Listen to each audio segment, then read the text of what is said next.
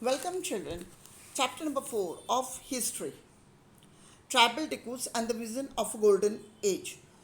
Today, we all lead a very comfortable life in the cities with all the facility available to us. But do you know there are some people who still live in forests known as the tribal people?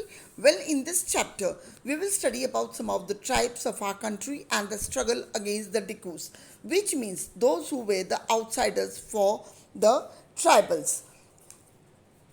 Well, here the Diku is referred to the Britishers. It is because these tribes had their own way of living. Their society beliefs were different from those who lived in cities or villages. They felt that they were being enslaved by the Dikus. To know more about them, we have to read this chapter further. So, so the tribal society had different rituals which were not similar to that of the Brahmins. They did not have any social divisions on the basis of caste. People belonging to the same tribe often thought of sharing some kingship. However, this tribe had some social and economical difference. So let's see how the tribal groups lived. The tribals had different ways of living. Their activity also differ from each other. How? Let's see. Zoom cultivators, hunters and gatherers, animal herding, settled cultivation. So first let's see zoom cultivators. They practiced shifting cultivation. This was done on small patches of land within the forest by clearing them. Under this system, trees were cut from the top in order to bring sunlight to the ground. Land was cleared by burning the vegetation. The ash was scattered on the ground to increase the fertility of land, and then seeds were scattered.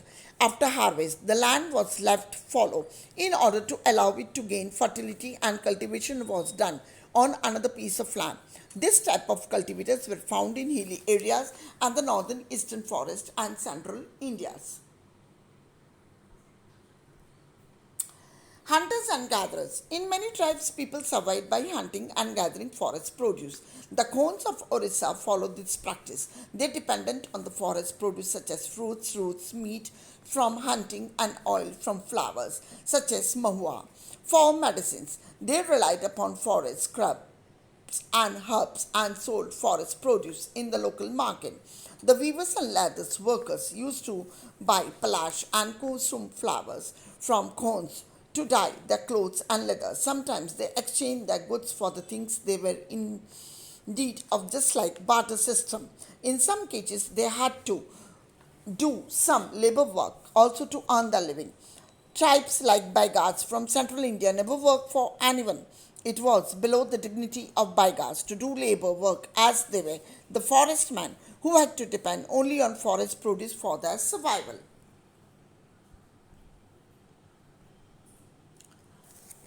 Animal herding. Some of the tribe used to herd animals or rear cattle. They were pastoralites who moved with their cattle and sheep from one place to another after the grass of the particular land had exhausted. The Van Gujars of Punjab and Labadis of Andhra Pradesh were cattle and herders. The Gadis of Kulus were shepherds, and Bakarwals of Kashmir, as the name suggests, were goats. Not all were living a nomadic life. Some of them settled down at some particular place. Let's read about them.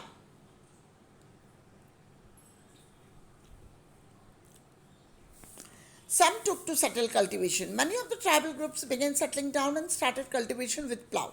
This means now they did not indulge in shifting cultivation. Finally, they got the right over the land that they were cultivating. In the case of Munda tribe, the land was owned by the whole clan, that is the group, and there were only some instances where someone required more power than others. He was referred to as a chief who had special rights, that he could even rent out his land instead of cultivating himself. According to Britishers, Santals and Gonds were more civilized than the hunters and shifting cultivators. Those living in forests were considered wild and cruel. So now we know that the tribals had different ways of living, but what made them against the Dikus, that is the Britishers? Let's see that. How did the colonial rule affect tribal lives? The lives of tribal people changed a lot during British rule. How? Let's have a look at this. What happened to the tribal chiefs? Before the arrival of the British in many areas, the tribal chiefs had their own importance. They had some economic powers and control over the territories under them. At some places, they had their own policy. During the British rule, they lost some of their powers. They were allowed to keep control over the village and rent out the lands, but they lost their administrative powers and were forced to follow British rules. They were forced to discipline tribal groups as per the Britishers and had to pay tributes to the Britishers. They lost their authority over their man and were not able to execute some of their traditional functions. After this, the problem came with shifting cultivators. The Britishers were of the new that shifting cultivators should settle down at a fixed place. They wanted them to work like peasant cultivators, as it was easy to control and administer the settled peasants. The British wanted to regular flow of income. So they measured the land and fixed the revenue. The rights over the land were defined. Some of the people were declared owners and other the tenants. We have read this earlier regarding the permanent settlement Ryotwari and Mahalwari. The British effort to settle Zoom cultivators was not very successful for the following reason. First, plough cultivation was not successful in dry areas where water is very little scanty. Second, some of them faced difficulty with plough cultivation as the fields did not give good yield outcome or produce. Therefore, Zoom cultivators of North East insisted on shifting cultivation. The British, after facing revolt from this Zoom cultivator, had to allow them to continue with the practice on some patches of forest land. What else was affecting their life? Let's check this out. Forest laws and their impact. The British gained control over all the forests and declared them as a state property. They also formed some rules and regulations. Some forests were declared as reserve forests as the timber was needed by the Britishers. No one was allowed to move freely in such forests. Fruit collection, animal hunting, and Zoom cultivation was banned. This made the life of the tribal miserable. So they had to move to other places in search of work. But was that beneficial for Britishers? Well, they also faced the problem of non-availability of laborers for their own work in this forest, such as cutting of trees, transporting log, etc. So they come up with the idea of providing Zoom cultivators with small patches of land in the forest, with the condition of providing laborers during their hour of need. So in many regions, forest department established forest villages for regular supply of a cheap labor. But some of the tribes were not happy with this restrictions, and so they started disobeying rules, which sometimes resulted into revolts, like Sonagram Sangma Revolt of Assam in 1906 is one of such example.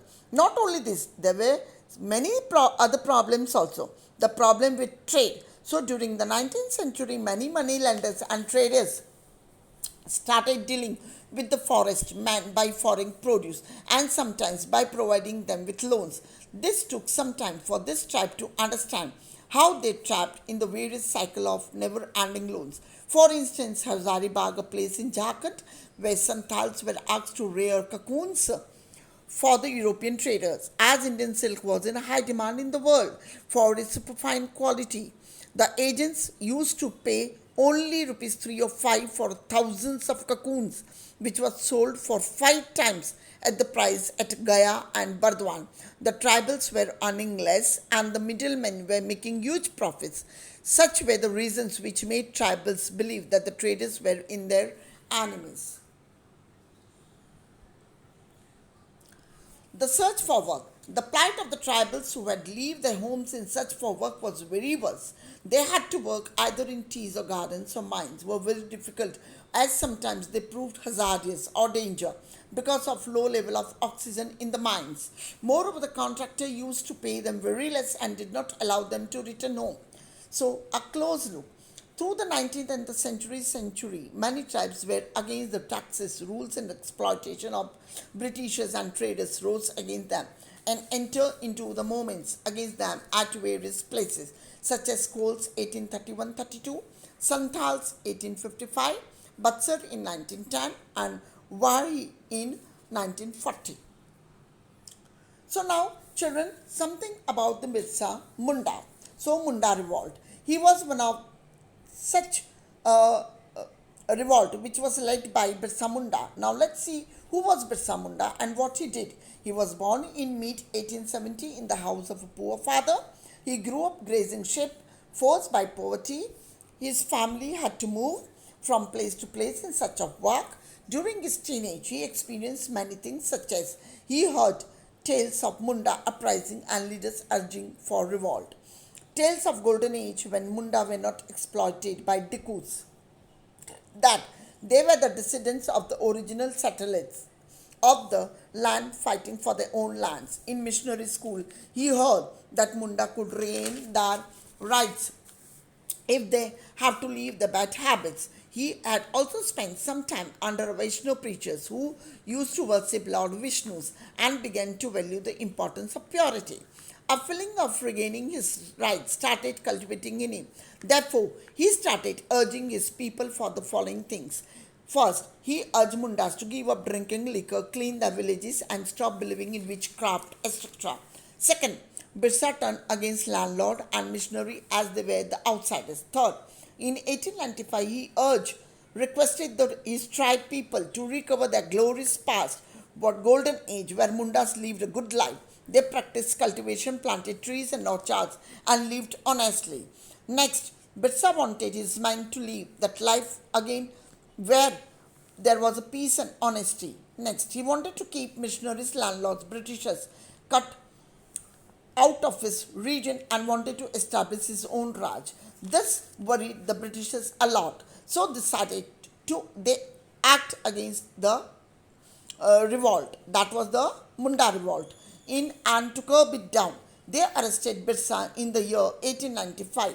In 1897, he was released, and after his release, he started touring villages to gather support. He symbolized Britishers as Ravana, means he used to call Britishers Ravana, and urged people to destroy them in order to establish his own kingdom. The followers of Birsa targeted many churches and police stations and destroyed them as they belonged to Dikus. They also raised a white flag as a symbol of the Birsa Raj, but in 1900, Birsa died due to cholera and the movement came to an end. But this movement was relevant for two reasons. Important two reasons. First, it forced the colonial government to make laws so that the land of the tribals could not be taken away easily by the Dikus. Here, Dikus means the Britishers. Second point, it shows the capacity of tribes to protest and show their anger against the injustice, and they did this by inventing their own way and symbols. And children, here is the story of Birsa Munda. You can have a look. Thank you.